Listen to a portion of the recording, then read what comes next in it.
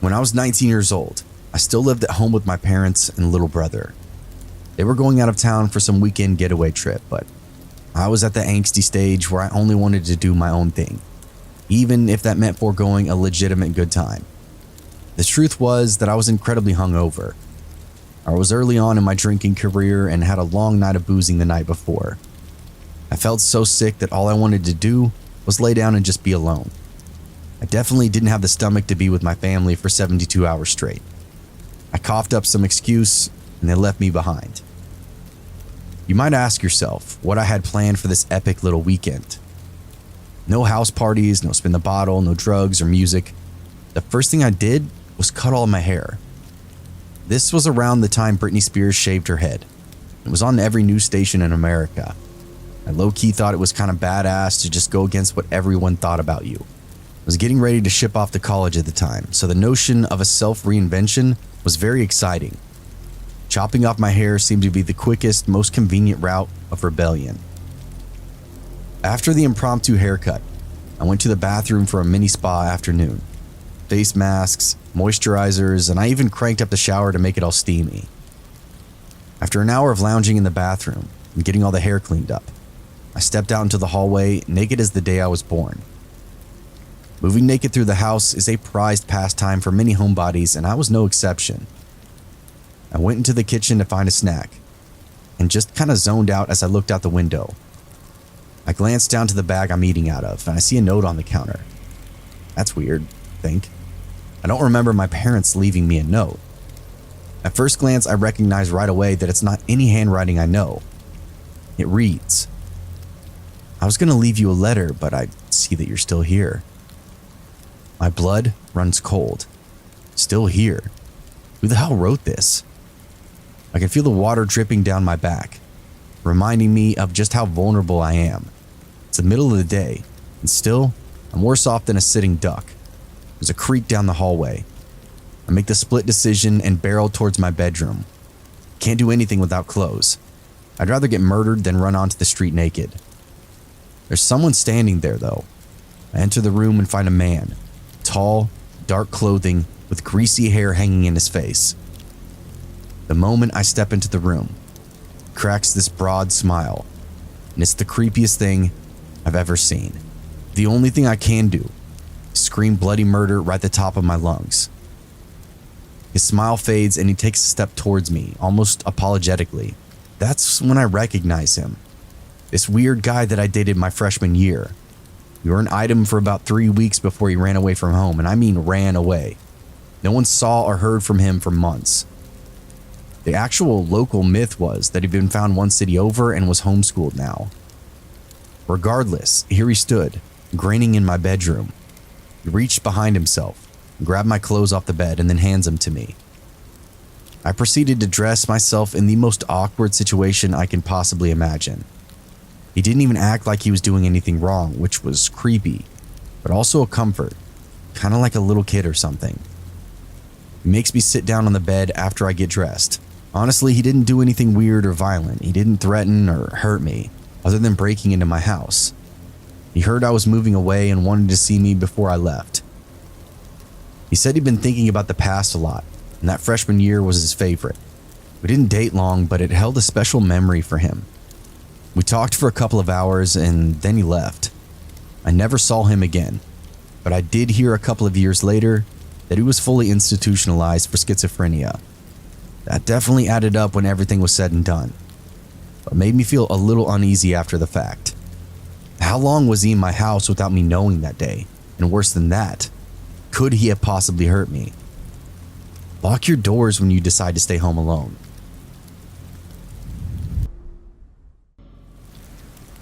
I live in a small country where things still go bump in the night, and that doesn't go for just creepy local legends.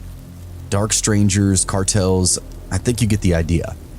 Where I live, nowhere is truly removed from the day-to-day dangers of the unknown. It was a dark night. I found myself home alone.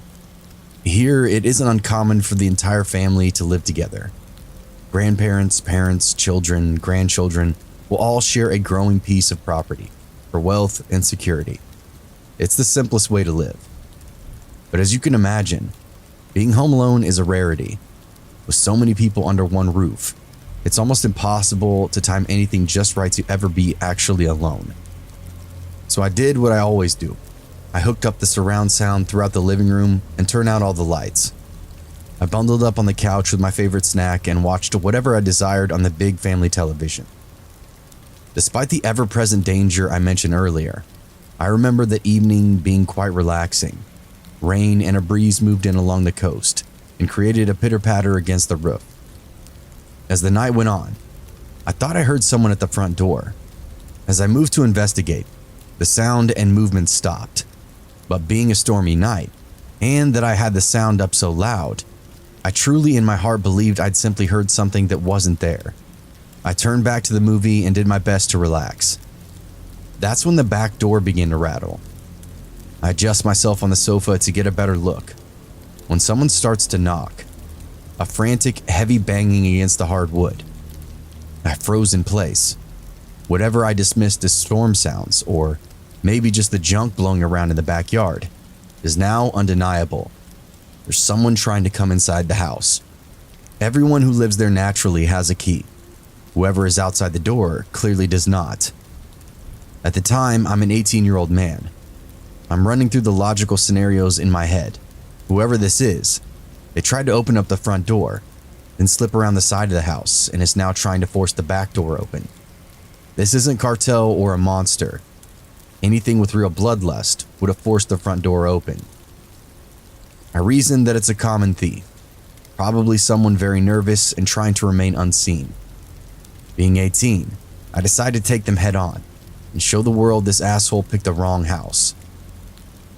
I moved from the couch to the kitchen, grabbed the biggest cleaver I can find. 10 inches of dingy, ugly steel. Still, the door handle is twisting back and forth. Go time. I have no idea what's going to happen, but I'm down for whatever. There's nothing like the mentality of a teenager. You don't know who you're messing with, I shouted through the door. The stranger on the other side stopped shaking the handle for a moment. I know you're out there. You have 3 seconds to get the f out of here, or I'll cut you up. They didn't care. The knocking started again, even harder than before. My confidence quickly faded. I took a deep breath and readied myself. In my head, this was do or die. Hoisting the cleaver over my head, I unfastened the bolt and threw open the door before me. It wasn't a burglar or a gangster of any kind. It was my sweet little grandma. She stood there soaking wet with an expression of agitation, but also unmistakable terror. "What are you doing?" she shouted at me. "Me? What are you doing at the back door?" I asked. "I thought you were an intruder." No. She laughed as she stepped inside the house. I went and paused the television while she shed her coats by the door. She explained that she'd gotten home during the storm, tried knocking for a while. That was the noise I heard at the front door. I guess she knocked for quite a while because she finally gave up and decided to try the back door. The front entrance has a little cover, so she figured that even if it were locked, at least she would be out of the rain. That's when I started to hear the commotion and decided to go to war with whatever was outside. Glad I didn't though, because I seriously almost killed my grandma. I played softball throughout high school. This meant I got home an hour or two later than school actually let out. Regardless, I was still the first one home more often than not. My parents worked well into the afternoon, and my sister participated in various clubs and after-school events like theater club. I got home one day to the usual scene. Fully locked house. Lights are off. Note from my mom in the kitchen. I let my dog out in the backyard, changed out of my uniform, and opened up a bag of Cheetos. Very average, very typical day. My dog scratched to let me know he was bored and to let him inside. Dog and I cuddle on the couch and start watching our favorite shows. Out of nowhere, I hear a door slam open. It's beneath me, downstairs in the basement. I could feel it vibrate through the floorboards. I know this sounds weird, but this wasn't out of the ordinary. The basement was like a downstairs apartment, and my older sister lived down there.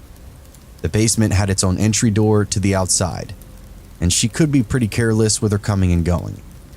Our parents had spoken to her multiple times about letting the door slam open and closed. So honestly, I didn't think twice about it. I kept watching TV and eating my Cheetos. My dog, however, got up and moseyed down the stairs. Again, this wasn't odd, but what was odd was the silence that followed. No smooching or petting, no excited cheers. The dog went downstairs and that was that. Still, I continued watching TV. Maybe she was just in a bad mood down there. After a few minutes, I see movement in the front yard. I turn to find my dog, the one that was just with me on the couch, running up and down the block. He's a big, dumb, and overly friendly Labrador who is not allowed out front. My sister definitely knows this, so I'm thinking, what the hell is she doing? I get off the couch and go down to the basement stairwell. The lights are off. It's eerily quiet.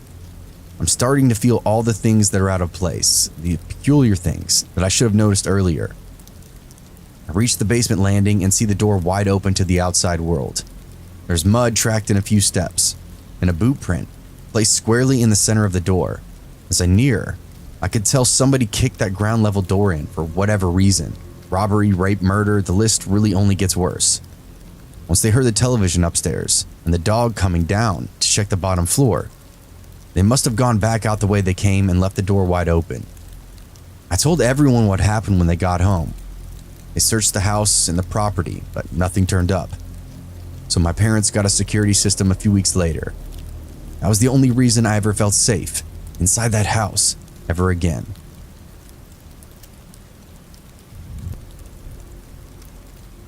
I live in a pretty rural area outside of your average middle America town. It was my night off and I decided to just hang around the house myself. I got some things done around the yard, did a little self-care, and then settled in with dinner and a movie for the evening. I like to be low energy every now and again, but still I have the tendencies of a night owl. The movie turned into a TV show, and soon it was well past midnight. I hunkered down with my phone and a blanket and let the night really begin. Just as I'm zoning out, someone starts pounding on my front door. Not a knock, but a full force blow against the wood. I freeze for a moment, but then I make the easy assumption it's my boyfriend coming over for a spontaneous booty call. This was common behavior for him and one of the reasons I did like staying up late. I barely had to stand up from the couch to be able to see through the small glass window in the front door. Now, I really do freeze. My heart is the only thing I can feel in motion, steadily slamming up my throat. Staring back at me through the pain was not my boyfriend, but an older, bearded stranger. It was the most unfamiliar face I'd ever seen. This little window in the door was weird because if you were up close and trying to look through it, the prismatic glass skewed the optics, made it impossible to know what you were looking at. You had to have some distance between yourself and the window, like I had right now, to make out what was actually on the other side. This guy was looking at me, but I knew he couldn't actually see me. I snuck back down the hallway and hid in the doorway of my bedroom. I was scared, but I would have been way more scared if I didn't have an eye on him. I couldn't imagine how I'd feel if I turned my back for 1 second and lost track of him. Remember when I said I live rural? Well, I also live in a cellular dead zone. I didn't even bother to find the damn thing. Instead, I stepped to my bedside and fished the landline from my end table. I hit the dial button and brung the receiver to my ear. It's completely dead in my hand. The guy hammers on the door, this time screaming at the top of his lungs. "Let me in," he slurs. My blood runs cold. This is now worse than a horror movie. I start running through what few options are available to me. No phone, no way to get to the car, no one coming to get me. I have to stay inside where it's safe. That's the only thing that makes sense. First, I sneak into the kitchen, slide the chef knife out of the block. It's the only weapon in the whole house. Next, I slink into the bathroom across from my bedroom and lock the door. It's just a weak little handle lock, but it's enough to buy me some time if he actually breaks through the front door. For some reason, the idea of keeping the high ground was pulsing through my mind. It was literally all I could think about, where I barricaded myself in the bathroom. So, I climbed up onto the countertop and crouched above the door. If he broke in, I'd be able to jump on his back and stab him in the neck and shoulders. I was terrified of the whole thing, but I do have to admit, I was very pleased with my whole little assault strategy. In my head, it made the most sense. With a knife in hand, all I had to do was sink it home. Time went by. That guy just keeps yelling, "Hey, let me in."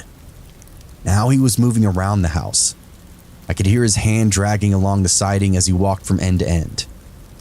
He checked each and every window, yanking on the frame, pushing on the glass. Thankfully, I kept them all locked, as well as both doors. I could hear his frustration, and he took to wailing on the walls again, demanding I let him inside. Something occurred to me. That handset I fished out from my bedside table was dead. This psycho didn't cut the line. I just didn't charge the phone. There was a second one down the hall in the kitchen. Nervously, I climbed down from my perch on the countertop and waited until I heard the guy on the opposite side of the house. I unlocked the door and bolted for the phone, which was exactly where I thought it'd be, sitting in the cradle by the back door. I snagged it and retreated back to the bathroom. I called 911, and they dispatched a few officers, but were totally transparent when they told me it'd take at least 15 minutes for them to get there. I was on my own and needed to stay frosty until they arrived. I stayed on the line until the cops arrived. They could hear the guy pulling and kicking at the doors, screaming for me to open it. The longest 15 minutes of my life. When they arrived, they apprehended the man immediately. Dispatch confirmed that I could exit the house, where I stepped out to find a whole team of cops standing around one dirty, scruffy, drunk off his ass hippie-looking kid. He was cuffed, sitting on the ground, totally confused about the situation. He clearly wasn't a murderer. There was a party down the road. This kid stumbled off to take a piss or something, got lost in the dark, and thought my house was the spot. He convinced himself that everyone had locked the doors and was hiding somewhere. It turned out to be a big misunderstanding, but still, it was absolutely terrifying. To this day, nothing compares to what I felt that night. Remember to keep your phones charged and at the ready.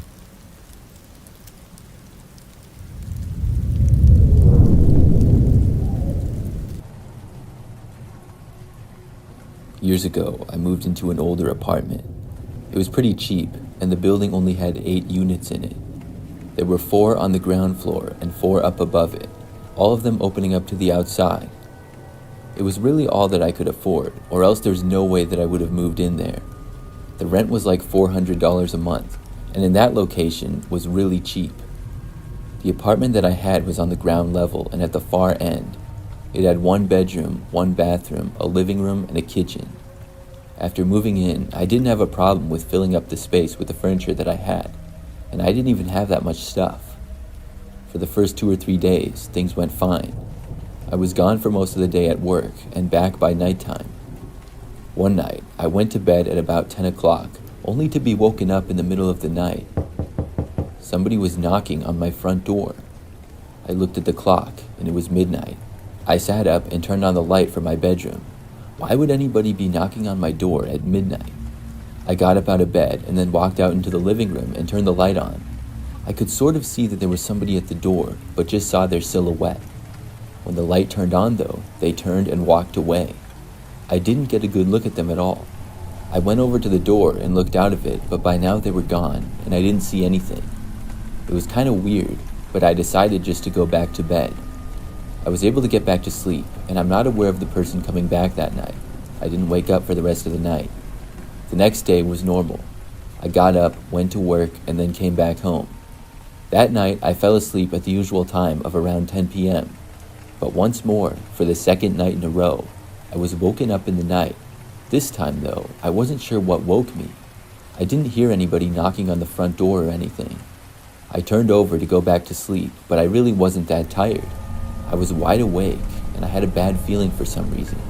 I sat up and turned on my bedroom light. Everything seemed fine to me. I decided to get up and go to the bathroom, and then try to fall back asleep.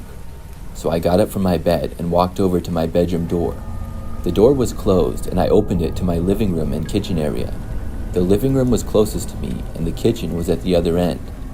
The only light was coming from my bedroom, so it was kind of hard to see anything, but everything appeared to be normal. When I stepped out though, I heard a noise. It was coming from my kitchen and behind the counter in an area that was not visible to me. I stopped where I was and looked over to the counter. Now my heart started beating really fast. I had no idea what that could have been.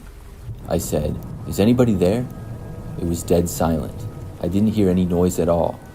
I had no idea what to do in this situation. It sure seemed like somebody was in there, but I still was not 100% convinced. My eyes were just locked on the counter area where I had heard the noise. Then, a few seconds later, suddenly somebody appeared. They stood up from behind the counter and immediately started running towards my front door. It was probably like 15 feet away from them.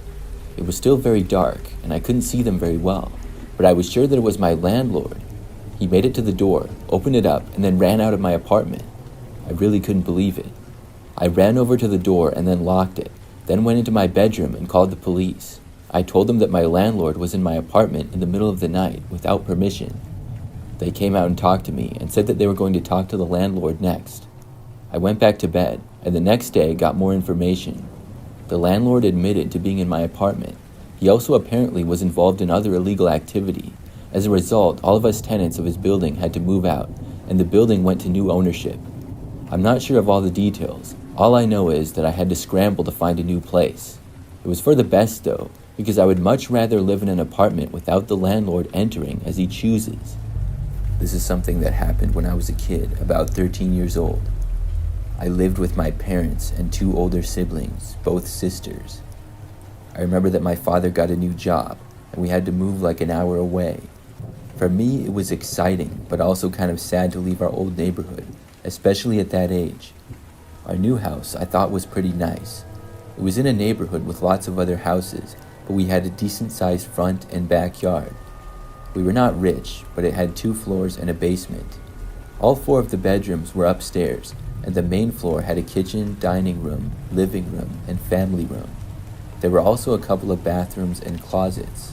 We moved in one day with the help of a moving company, and then spent the next couple of days unpacking boxes and stuff. By the following week, we were all moved in, and it was summertime, so luckily I didn't have school. One night during that same week, I stayed up late playing video games. This is something that I did a lot during that time. Everybody else had gone up to bed, and I was by myself on the main floor and in the family room. I really don't remember exactly what time it was, but probably after midnight is what I would guess. As I was sitting on the floor and playing video games looking at the TV screen, I saw something behind it. We had a window which faced the side of our house behind this particular TV. I saw somebody walk past outside, right by the window. I couldn't tell who it was at all, but it really took me by surprise. At first, I was wondering if I really just saw what I thought I did. Our house wasn't that close to the neighbors on that side that it would be the neighbor. I had a bad feeling about it.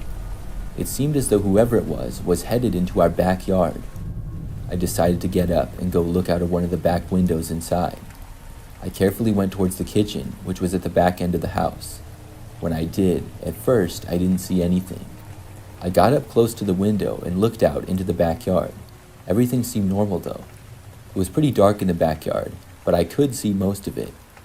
I was wondering who the person was and where they had gone, but I was also glad that I didn't see them back there. After looking out the window for probably like a minute or 2, I backed away. Then I headed back into the family room where I was before playing video games.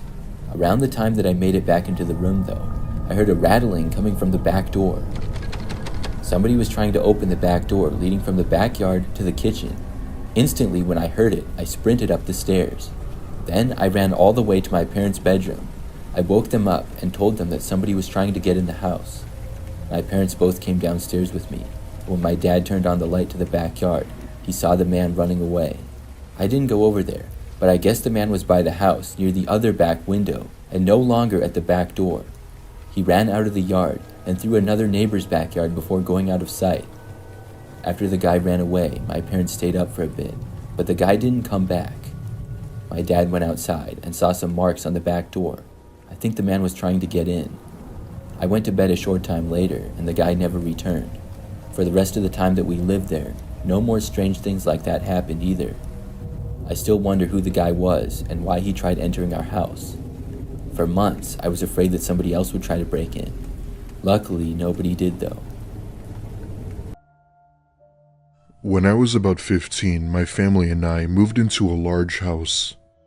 It was a relatively new home with 3 bedrooms, 5 bathrooms, a garage, and even a large basement. Both of my parents were in the upper medical industry and worked several hours of the week. This meant that I would be home alone for the majority of the time while they were gone. I love staying alone as I like to think of myself as mature and adult-like. At the time, we lived in somewhat of a rural area of Knoxville, Tennessee. Those who have been to or live in Knoxville will probably relate to what I'm talking about. While it was a nice city, the crime rate was high, and during this story, I got a taste of what that looks like. One evening, I had come home from school and my parents were at work. Unfortunately, this was around the time where COVID was still rampant, so my parents had to work extra. 15-year-old me immediately hops onto Call of Duty to cure my boredom. I play some matches for a few hours or so before going up to my room and taking a nap. I'd say I slept for a good 2 hours or so before I awoke to a noise from the kitchen.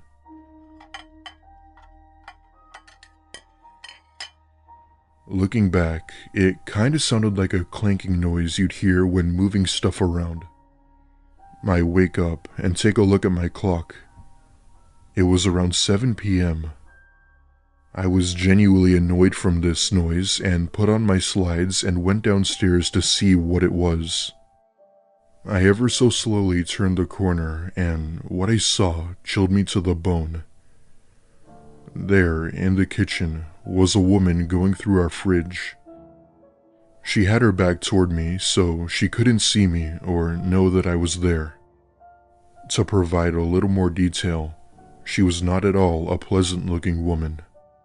She looked homeless, and looking back, I'm pretty sure she was. She wore torn shorts, a tank top, and some sort of wristband. I put my hands over my mouth and slowly went back upstairs. As much as I wanted and needed to call the police, I couldn't as the only home phone we had was near the kitchen. Instead, I thought of another idea. My parents were friends with the neighbors from down the road, so I'd figured I'd go there and call the police. Now, I obviously couldn't have gone through the front door, so I did what anyone else would do. I opened my bedroom window and climbed out while gathering up the courage to fall. When I finally did, I hit the ground with only a sprained ankle and made my way over to the neighbors where I explained what happened. They, of course, instantly let me in to use their phone to call 911. In the meantime, they made a call to the hospital my parents worked at. The police ended up coming a lot faster than I thought and entered my house.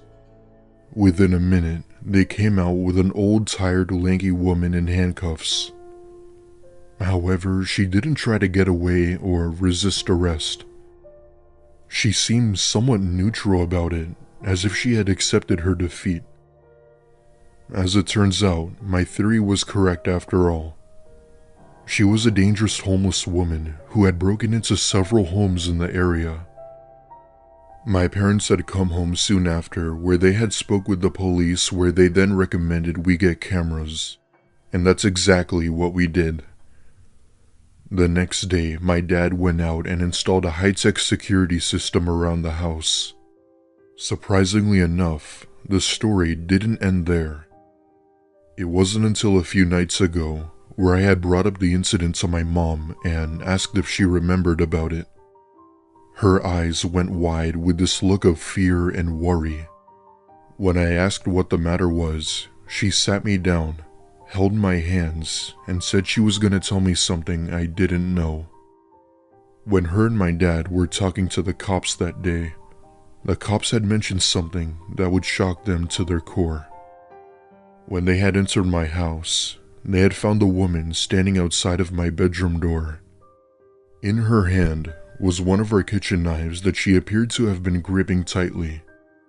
Let's just say that if I hadn't jumped out of my window, things probably wouldn't have ended well for me. Thankfully, we hadn't had any break-ins as of today, and I hope it stays that way.